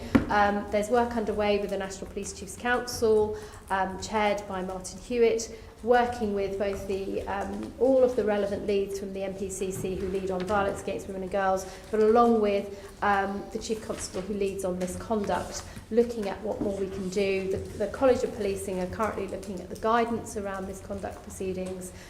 You'll be aware of the reviews that have been commissioned nationally, and all of us in policing are currently reviewing cases that have happened in recent years where people have remained in policing to just have another look and ensure, was everything done that could be done, and do we have lasting concerns. You'll be aware that HMICFRS have recently announced a review of vetting procedures as well. So there's an awful lot going on, but it is something that very clearly in our work in the Met, but also in policing nationally, we are looking at how can we ensure that there's absolute intolerance of abuse within policing? How do we ensure that all of our officers and staff have confidence to call out behaviour? And how can we work with the current misconduct processes we have to ensure that there is no place in policing for abusers? And we're working incredibly hard on this, and it is a matter of concern, and I think something that we acknowledge that we want to do better at. Thank you. Donna. I'll be very brief. It's to pick up on the point you raised. I've noticed that Cara from Respect hasn't been able to get here, and just pick up on the point, the general sort of sector points about perpetrator programmes. I think the first thing is that they need to be properly accredited ones. The second one is they must be schemes that provide support for the woman, for the survivor as well. That's really, really important, because there's a lot of really crap schemes out there. The other thing that's really important is that anger management is not the answer. Men who perpetrate abuse against women have incredibly well managed anger. They're incredibly controlling people. That's the whole nature of the abuse. And yet I still see local authorities, not particularly in London, but I've seen it in London as well, who think that anger management courses are the thing to commission. So I think really, if we can just get that on the record, that's a very bad idea. All it does is it teaches them new skills to learn. It's a bit like the folks go to prison, they come out and they've learned new ways to commit other crimes, and that's exactly what anger management does. I think the other thing is just to flag that I've certainly seen some stuff recently around using restorative justice with domestic abuse and sexual violence, and just to say that I think most of us would say that's pretty inappropriate, and that certainly with domestic abuse it just becomes another space for coercive control, another space for abuse of power. Also, while I've got the floor, if I can just pick up on the point that I think it was Rachel made about workplaces. One of the things that City Hall could do is City Hall spends quite a lot of money. It spends money on events, it spends money on printing, it spends money on its building. There's no reason why, and you may already do this, I don't know, because I don't know how your kind of procurement systems work, but it seems to me you can use your economic power as a procurer to actually say, if you want to bid for money from City Hall, you have to say what your policies are in terms of supporting staff in your workplace around violence against women and girls, and actually ask to see those policies. And you could probably pay some of us a bit to tell you which are the good policies and which are the bad ones, but that actually, I think one of the things about being creative outside of the kind of policing stuff, because that really, it's so deep, it's so problematic, it's so long haul. Actually look at things like that. You've got that huge economic power within London. Why not start asking these questions and saying, actually, this is one of our quality markers. And not, I don't just mean say, can we see your general equality and diversity policy? I mean something that's a bit more specific to violence against women and girls. Thank you. That's a really, really good idea. I just saw Ngosi's hand go up. have her hand up long before me though, so I don't know if you want to go to her. The lady, your colleague. Oh, I'm sorry. It's okay, you can't see me. Yeah, I'm really sorry. I've been focused this way. I'll Thank do you. it after. I'll go after you. You go first. I'm meant to be handing over it back to the chair, but perhaps Sem, if Sem could be brief, that would be great. I'll be even briefer. It was just to pick up on the points about the workplace and what more could be done in that context. I wondered perhaps if there had been a conversation about some of the powers in the domestic abuse bill around domestic violence protection orders. They were, because it was something I was working before I came here, extended to the workplace so that it could be those protections put in place.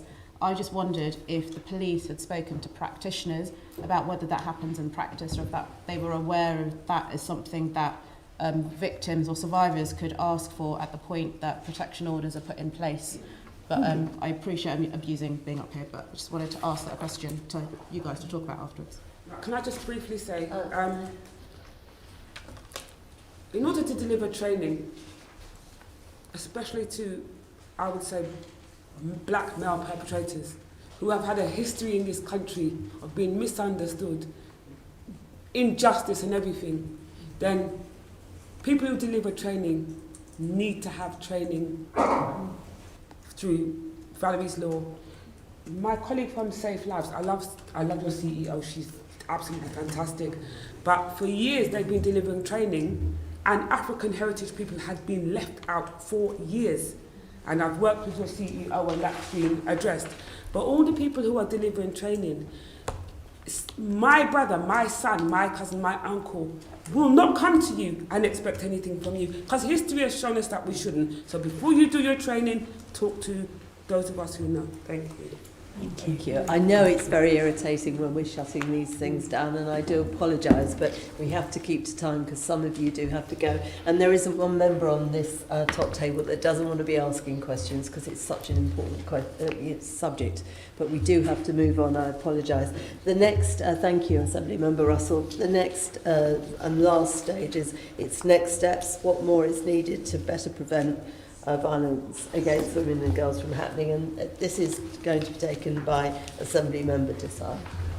Thank you, Susan. As Susan said right at the beginning of this session earlier this morning, this session is about us, the police and crime committee members, listening to you. And there's a wealth of experience in this room, a great deal of experience. And I want to call upon that experience now in this last session to bring things together. And as Susan said, so number of questions, that what further steps can the mayor and partners, including the police, do to better prevent violence against women and girls from happening? As you will be aware, the mayor is also due to consult on his draft police and crime plan imminently, and also is refreshing his strategy. So what should be top of his list to ensure that ending violence against women and girls is a priority in London?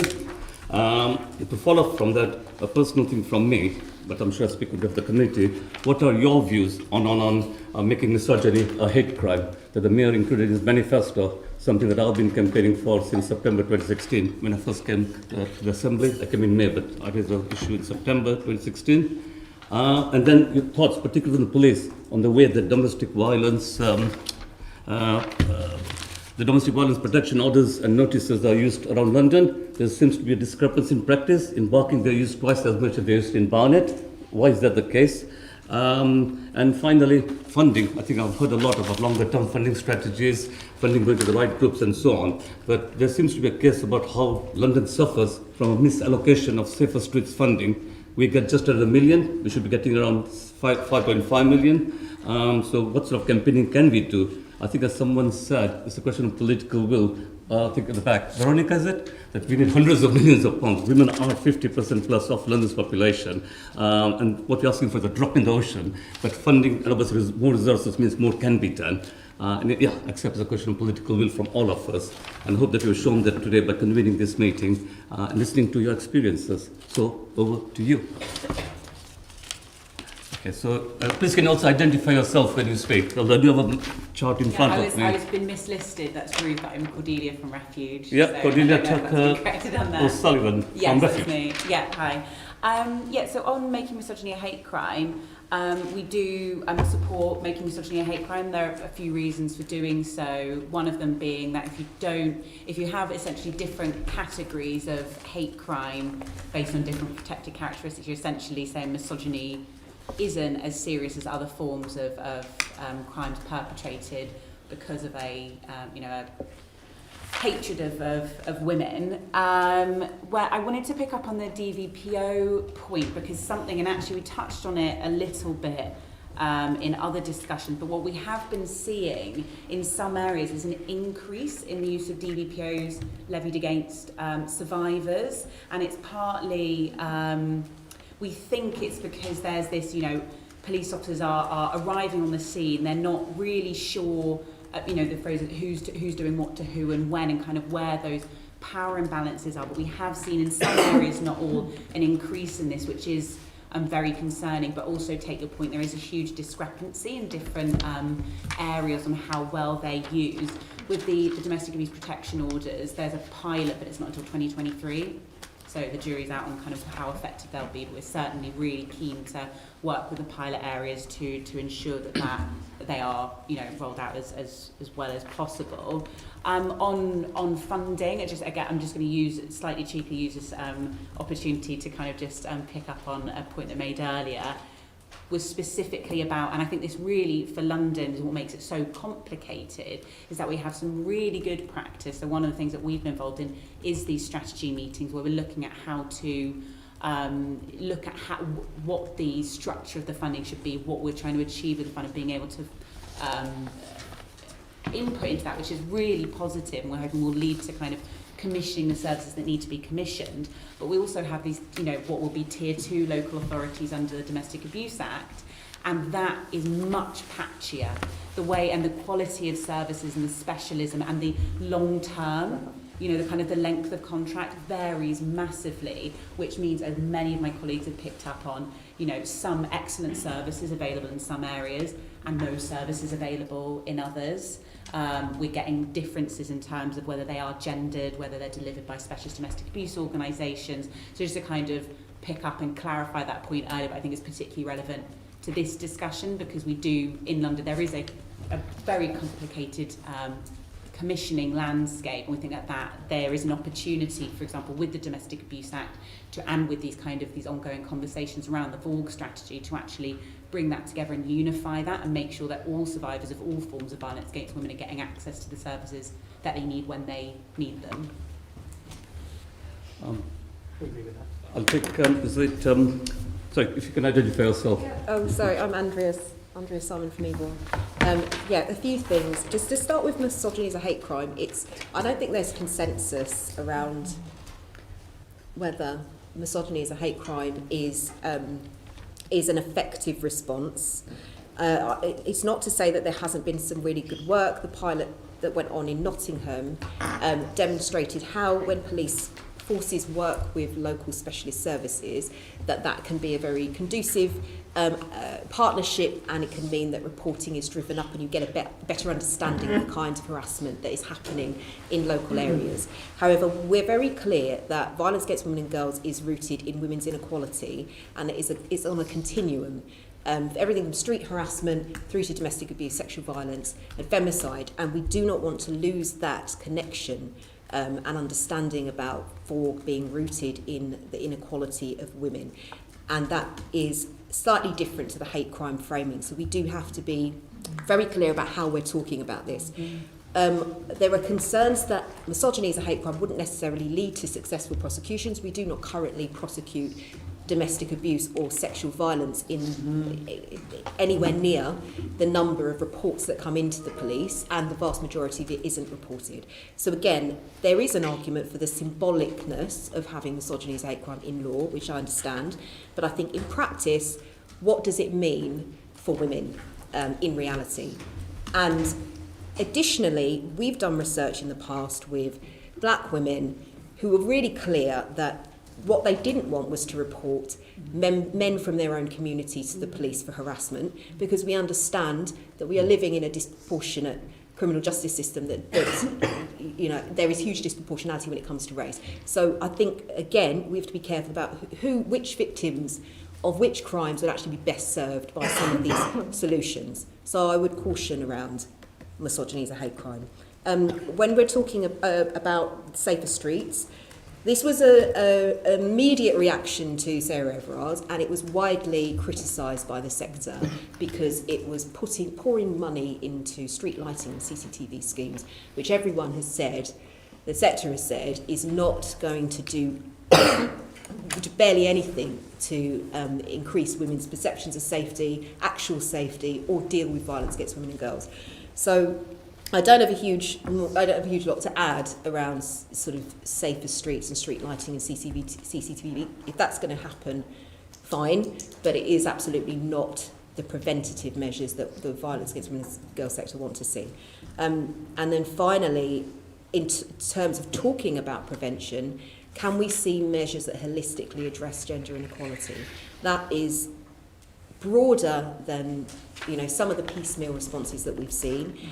And in particular, I'd like to hear what the Police and Crime Committee, what MOPAC, what City Hall will do to mitigate the consequences of this recent budget, which is really concerning because all it will do will exacerbate the socio-economic conditions for those who are most vulnerable to abuse and increase that pool of women who are going to be vulnerable to abuse. So when we're thinking about how we rebuild or build back better from COVID, etc., gender inequality needs to be a really key concern if you are serious about preventing violence against women.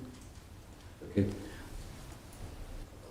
I'll take you because I know you want to go. I have to leave, I apologise. I just wanted to say, our message to the Mayor's office, get behind Valerie's law and let us, as black women, tell the community how best to help us. Thank you. Thank you. Yeah, and I think your point, Andrea, what the PCC can do about the budget, can we just consider that and get back to you? Because this is something I can answer straight away, but notes are being taken and we'll see how we can best respond to your query. So I'll take the sister at the back, from Women's Aid. Yeah. Thanks. If you identify your name again. So. Sure, it's Isabel from Women's Aid. Yeah, sure. I just wanted to come back on a couple of points. So the issue around sustainable funding, I think that's important for the response to violence against women and girls and domestic abuse specifically, but also the prevention. And I think the sort of lack of funding through the statutory duty that we're seeing for the by and for sector particularly is problematic in the sense that this sector has already some of the most effective solutions in terms of community-based response. And that they're significantly underfunded, including in London, through in terms of domestic abuse statutory duty. So I think being able to show they're signposted to and resourced is key for prevention. A second point I wanted to make on the misogyny point, I don't think we're there yet in terms of making misogyny a hate crime. I think in principle it's a brilliant idea, but we've already seen from the CPS figures recently that charging rates are going down, prosecution is going down in terms of domestic abuse. I think we need to sort that out before we start to create a new crime of misogyny that we then can't meet that expectation. So I think that's one point I wanted to make on that. The safer streets point, I just wanted to reiterate the point that Andrea made. It was problematic in terms of the sector's response and our response. And I think we're concerned not just about putting the onus on women for their own safety in terms of that, but also the equalities issue. So we're not sure about the equalities assessment in terms of whether this is going to stigmatise certain black and minoritized communities in terms of identify certain areas of London safe and certain areas not. And I'm not sure that's been significantly considered. I'd like to hear more if that's been the case. So that's just some quick points from me. Thank you. Next being Donna. Yeah, thanks very much. I wanted to come back to some of the issues we touched on earlier about kind of what a really kind of life-changing prevention approach would look like from City Hall, because I do think we need to kind of just realise that all women have experienced some form of sexual harassment on the streets of London. All women. I would defy you to find a woman who has not been harassed on the tube, harassed walking down the street. And I'll tell you, when you get older, it doesn't change. I thought it would. The last time it happened to me was 6 months ago. It never stops. And the thing that I find amazing is that people just stand there and they watch. And when I travel around London, I see all these. I hear all these announcements. I mean, if I see a dodgy bag sitting somewhere, I must do this. I must report that. I mustn't be a bystander. I never hear an announcement saying, if you're on the tube and you see a bloke hassling a woman, do something about it. It's what I think there's an issue for political leaders about what you choose to use your public space for. And London has a lot of public space, and the Mayor and City Hall control most of it. So until we start seeing stuff that all the time, and I'm talking about aimed at adults, because it's great to talk about prevention with children, we do lots of that work too, but actually, what about all these adult men that are wandering around there, and actually doing work that actually makes it unacceptable with other men for men to behave like that actually helps women feel safe on the streets, because eventually one day we'll have a point where women in London do feel they can go and approach a policeman, but I don't think we're there now, with all due respect, and we're probably not going to be there for a while. So in the meantime, let's look at how we can actually feel that we can rely on the other people around us in our community. What should signposting look like? What should announcements look like? What should Mayor and City Hall be doing to say London is not just a city where we like equality, that London is a city where violence against women and girls will not be tolerated. And if you won't agree with that, don't come to our city. And actually really harsh messages, and how we start to use those spaces to do that, because I think that's something that won't cost a huge amount of money. You control all these TfL billboards anyway, but actually could make a real difference to how people behave in London, and actually looking at what public spaces can do to make men aware of what's inappropriate behaviour and how to challenge other men as well, because this is a men's problem, it's not a women's problem, and we have to get men to challenge other men. Thank you. I would just say that on Friday evening, I saw BTP officers outside London Bridge Station. The BTP has just launched a campaign around sexual harassment on the Tube network, and I think the posting of TfL, to give credit where it is due, more can be done, but there's a hell of a lot of posters I've seen on the District Line, Jubilee Line. But look, we've got 5 minutes left, so can I ask, I'll bring in Pradna and then Anna, and then I'll come to your sister at the back. Pradna. I got mine. Vivian had her hand up. Okay, fine. Sorry. Pradna, thank you very much. Vivian, yeah. Thank you. Vivian Hayes from the Women's Resource Centre and the London Vault Consortium of 28 organisations who work with over 30,000 women each year. And we have been surveying women's orgs and individual women. I just want to say overwhelmingly that women have no trust and confidence in the police. And that what we need is the public acknowledgement, what we've all known for a long time, that the police, as well as other institutions, are institutionally racist and sexist. Until we acknowledge that we have that problem, we will not be able to tackle it. What our women and members want is accountability from the police. We want a new framework of direct accountability from the police to specialist Vogue sector in London, because there is no accountability. When we ask women how they experience the police and male violence, they say that they're experiencing terrorism from men. This is how serious it is. How many times do we have to come and sit here and tell you what we think to see nothing change? We were hoping the terrible murder, rape and violation of Bieber Henry, Nicole Smallman and Sarah Everard is going to lead to some real change. Women are dying in London, and here we are trying to speak to you in a way that we hope that you'll listen, but actually the evidence shows that nothing is changing. Training for the police has been going on for decades. Has it worked? No, it's not worked. And I am not speaking about you individual officers here. It's an institutional problem, and the police force itself dehumanises its officers. There's police Me Too now for women police officers saying what they're experiencing.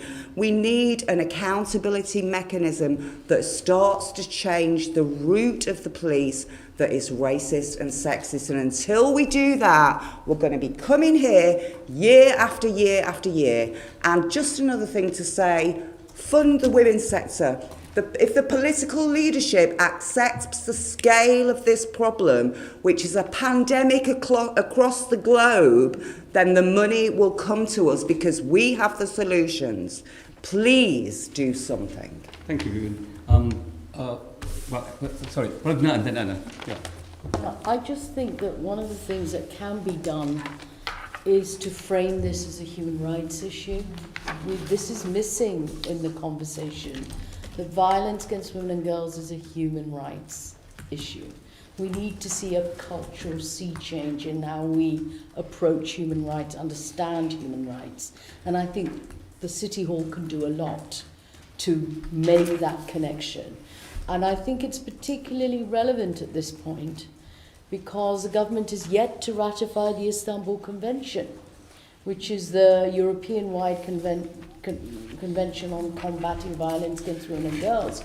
London could give the leadership again in relation to framing its strategy on violence against women and girls in line with the Istanbul Convention, which does talk about prosecution, prevention, protection, you know.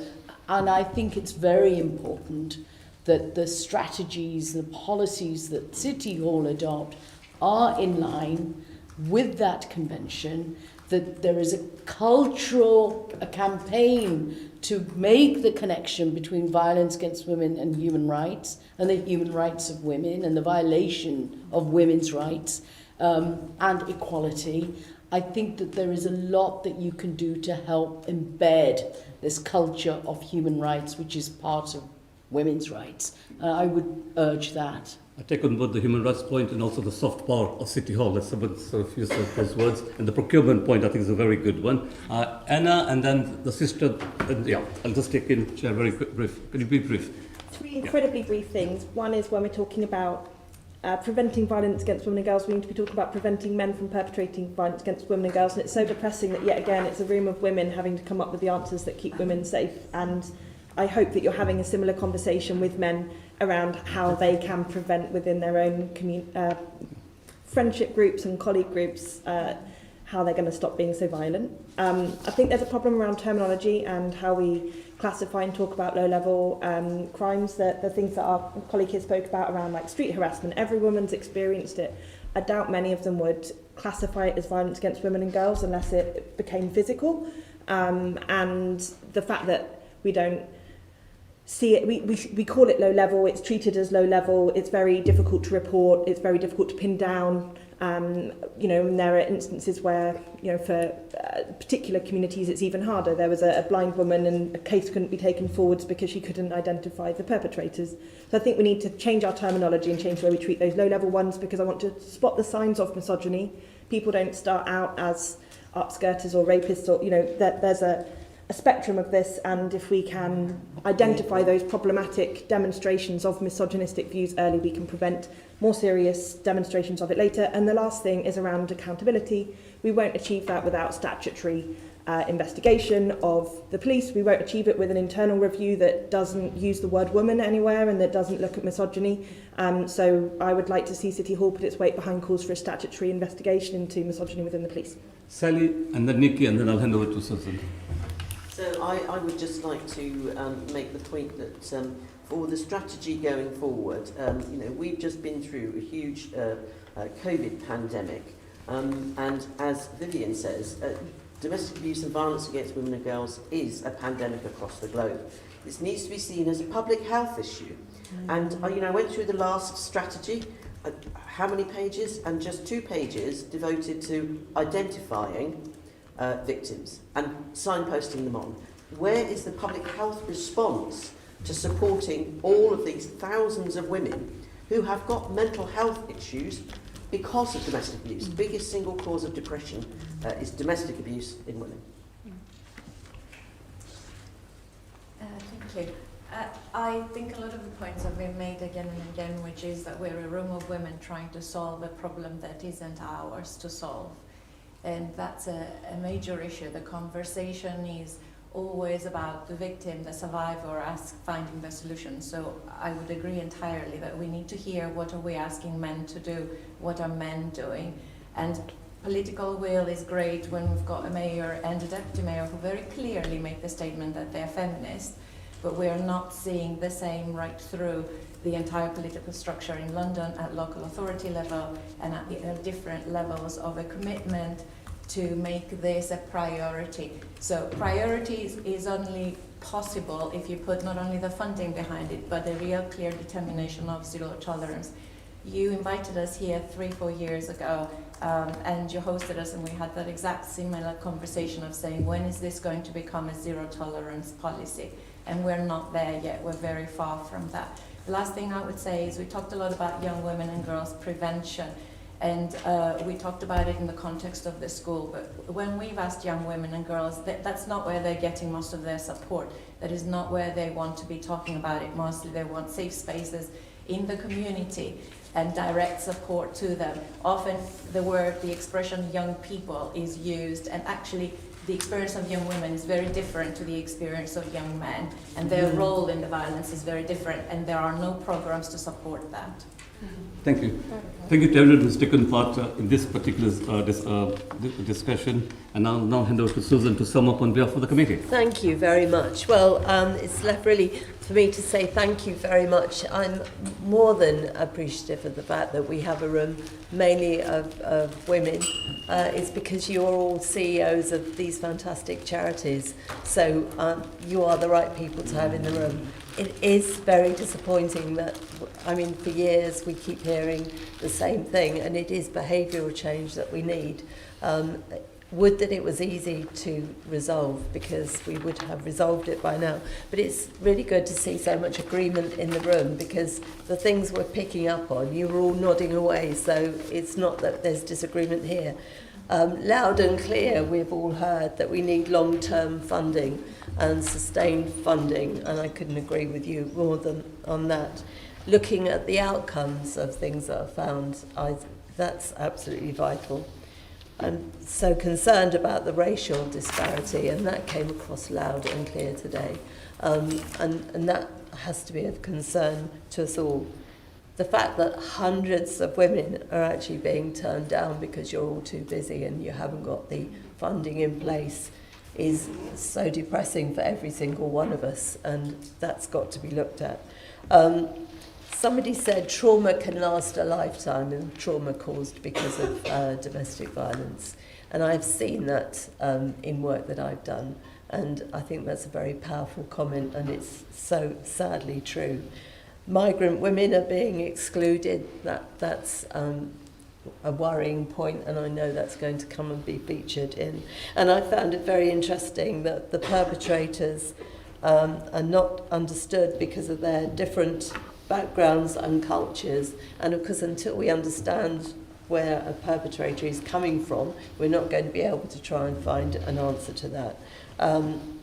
It's quite horrifying that women and girls with disabilities, I hear loud and clear, are sometimes disproportionately affected, and that is just not right at all. I would urge you all, I know you must be sick to death of filling in forms, but if you can respond to any WAG's strategies, that would be really helpful. If you've been wanting to put a point forward, and I've rather rudely put a stop to that section, I do again apologise, we have had to keep to time.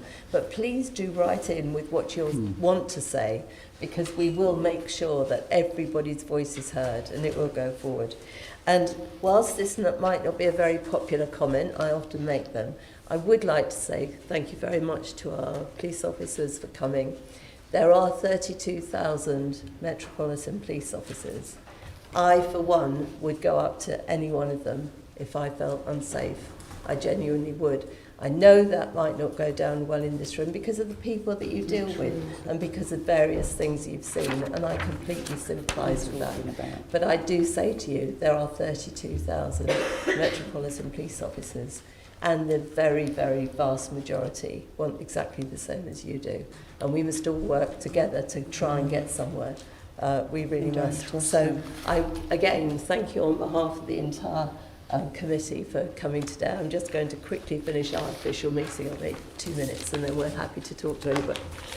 So officially, I would like to thank our guests for attending the meeting today and for participating in this discussion.